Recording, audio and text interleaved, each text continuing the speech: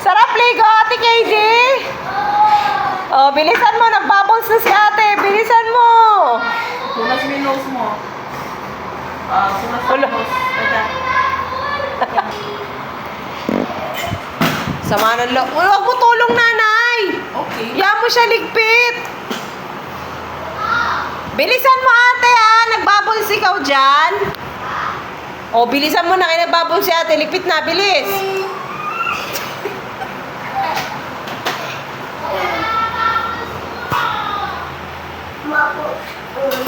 Oh, bilisan mo na. Magligpit ng toys mo.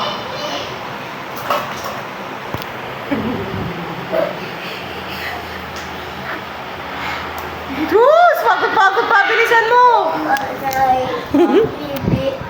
Didi. Ano?